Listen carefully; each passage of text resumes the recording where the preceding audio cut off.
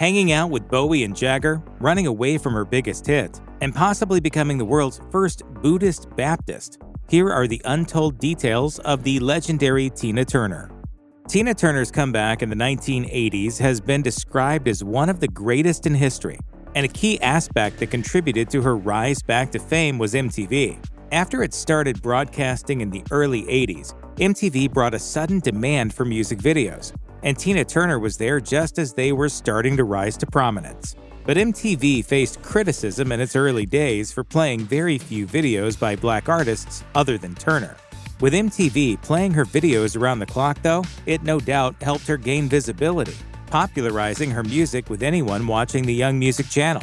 At the same time, her style appealed to fans of rock music, standing comfortably alongside big names like Mick Jagger and David Bowie. The result was a volcanic rise to stardom, which saw her becoming a household name worldwide. Impressive, considering the fact that just a few years earlier, she'd been reduced to little more than a nostalgia act singing hotel ballrooms. While she was relaunching her singing career in 1981, Tina Turner joined the Rolling Stones for their American tour. For each performance, Turner was the opening act, but a 1981 review by the New York Times mentions that she also joined the Stones on stage for their performance of Honky Tonk Women. Mick Jagger was good friends with Turner, and he has always been vocal about praising her talent as a performer, as well as her warm personality. This was actually the second time Turner had toured with the Stones. Her autobiography, I, Tina, mentions that she'd joined them when she was still performing with her ex-husband Ike in their 1969 tour.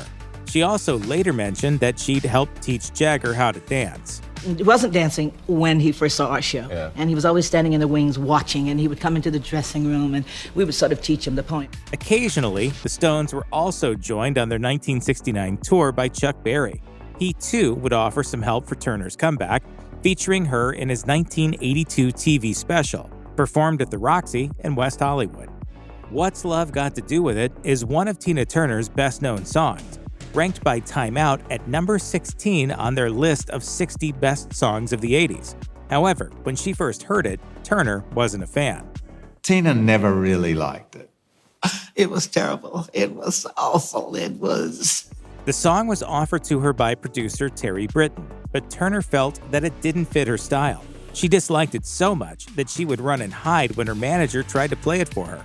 At the time, Turner had no idea the songs had been written specifically for her, and Britton had to appeal to her personally to convince her to record it. In the end, What's Love Got to Do With It ended up being the song that cemented Turner's stardom. It would be her first and only #1 hit single, staying at the top spot of the charts for 3 weeks. The song helped her win 2 Grammys in 1985 for Record of the Year and Best Female Pop Vocal Performance. Tina Turner and David Bowie were close friends, and the two performed together on the song Tonight, the title track to Bowie's 1984 album of the same name.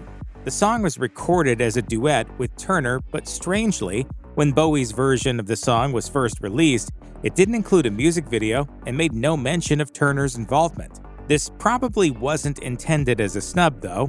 Bowie was one of the artists to point out the lack of black performers on MTV, and actually helped convince Turner's record label to renew her contract in 1983. Female First recounts the story of how Bowie, who'd recently been re-signed by Capitol himself, was invited to a celebration dinner. He declined the invitation, reportedly saying, "I'm sorry, but I'm going to the Ritz to see my favorite singer perform." The singer in question was Turner, and her strong performance that night was what convinced the Capitol executives to renew her record deal. The two would later perform Tonight together on stage during Tina Turner's 1985 Private Dancer tour, and they'd occasionally perform it together again in later concerts through the 80s. Turner later described Bowie, together with Mick Jagger, as being like the brothers she never had. It was just sort of a lock-in of a sort of a communication with those guys, you know? Tina Turner has been on the cover of Rolling Stone magazine several times over the decades, but her first appearance was in 1967. Shortly after Ike and Tina Turner had broken through into mainstream success, and at the height of the civil rights movement, Tina being featured so prominently was historic. She became both the first woman and the first black artist to appear on a Rolling Stone cover. Following her appearance on Rolling Stone, Turner would later be featured on a variety of other magazine covers, including several of the most important in music and pop culture. One of these was Ebony, where she was recognized as the best-dressed woman of 1971. She'd later graced the covers of at least 137 different magazines, including Elle, NME, Good Times, Cosmopolitan, Time Out, and Jet. In 2013, at the age of 73, she became the oldest woman to appear on the cover of Vogue. The jukebox comedy movie, Sgt. Pepper's Lonely Hearts Club Band, is widely recognized as being completely awful. Unlike movies like Yellow Submarine, this was not created by the Beatles themselves. Instead, it was based on an off-Broadway musical, Sgt. Pepper's Lonely Hearts Club Band on the Road, which also had little association with the band other than using their music. The Beatles themselves reportedly hated it, with Paul and Ringo disowning it after attending the premiere, while John and George refused to watch it at all. The movie was notable, however, for casting a variety of big-name musicians to play roles, including the Bee Gees. The ending features an ensemble singing a reprisal of the main Sgt. Pepper's theme tune, referred to as Our Guests at Heartland. Among the many vocalists singing is Tina Turner, who can be seen standing at the front of the group. The James Bond movies have been running since 1962, but the early 90s saw a 6-year hiatus between movies before Goldeneye was released. Promoted as a grand return for James Bond, a good title song was essential. Tina Turner's rendition of the Goldeneye theme, with her characteristic powerful, gravelly vocals, perfectly hit the mark. But when she first heard the song, Turner didn't want to sing it.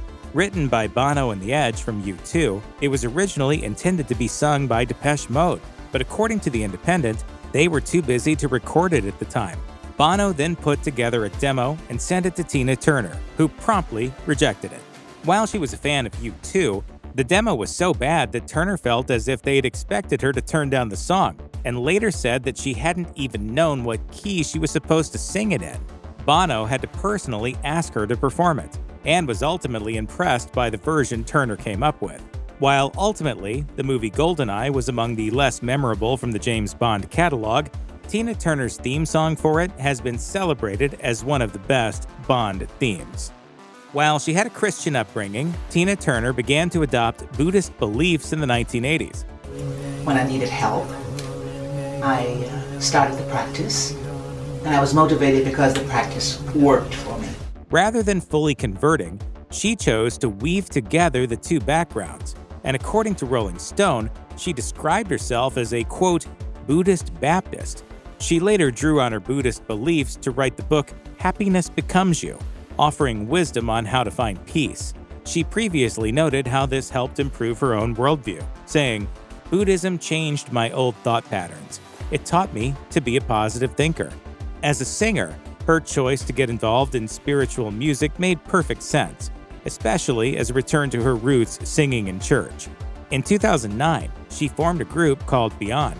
Their first record, Buddhist and Christian Prayers, had words written by Turner herself. While Turner's most famous songs may be powerful rock ballads, Beyond allowed her to show a different side to her personality and singing style. Buddhism got Turner through some difficult parts of her life, and she has described herself as, quote, a lotus flower blooming over and over again against all odds, emerging stronger each time. The song The Best is deeply embedded in pop culture, but while Turner's version of the song may be the most famous, it wasn't the first. In an interview with Music Business Worldwide, songwriter Holly Knight explains that she originally intended it to be sung by British singer Paul Young. Young's agent declined the song, though, and it was then given to Bonnie Tyler, famous for Total Eclipse of the Heart and Holding Out for a Hero. Unfortunately, Tyler's version failed to take off. It wasn't until it fell into the hands of Tina Turner that it became the song we all now recognize. Holly Knight was amazed by the song's continued widespread fame, saying, "The Best was not written for Tina Turner, but it was meant for her." Bonnie Tyler has also applauded Turner's rendition of the song. When the popularity of her music began to wane towards the end of the 80s, she began to doubt herself. In an interview with Retro Pop, she credits Turner's success with The Best as helping her regain confidence in her song choices. Tina Turner was no stranger to acting, and her most famous role was as Auntie Entity in Mad Max Beyond Thunderdome in 1985. She brought her unique charm and charisma both to the role itself and to the movie set where she was working. Director George Miller has mentioned that Turner was the only person he ever asked for the role. Another role Turner very nearly played was a literal goddess. In Hinduism, Kali is the goddess of power, destruction, and change. As the Telegraph of India explains, Turner was excited to play the role in 2004 when she was cast in a movie called The Goddess.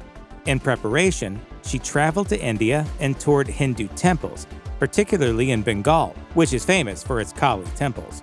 Unfortunately, the movie was shelved indefinitely after its director passed away. Interestingly enough, there's also a link back to rock music in this role. Kali is very often portrayed sticking out her tongue, said to be an expression of her surprise at stepping on Shiva. This imagery of Kali directly inspired Mick Jagger to create the Rolling Stones' instantly recognizable lips and tongue logo. Tina Turner was awarded a star on the Hollywood Walk of Fame in 1986, as her popularity was at an all-time high. Following her death, fans turned her Hollywood star into a memorial, leaving floral bouquets and some of them carrying her vinyl records in tribute. But Hollywood isn't the only Walk of Fame to recognize her impact. She also has a star on the St. Louis Walk of Fame, in honor of her long and prestigious musical career. The third such place to immortalize Turner is the European Walk of Fame in Rotterdam, which is in the Netherlands. Instead of a star, the European site bears her handprints and signature in cement. Walks of Fame aren't the only place to give Tina Turner multiple honors. She also has the distinction of being inducted into the Rock and Roll Hall of Fame twice. In 1991, according to the New York Times, she was inducted together with her ex-husband Ike, a questionable decision in itself, compounded by the fact that Ike was incarcerated at the time for drug offenses. Tina herself declined to attend the ceremony. In 2021, she was finally inducted as a solo artist in her own right. As one of the artists who originally signed in support of the hall being built in Cleveland, it's heartening to know that they granted Tina Turner the award she truly deserved, as one of the world's greatest solo singers.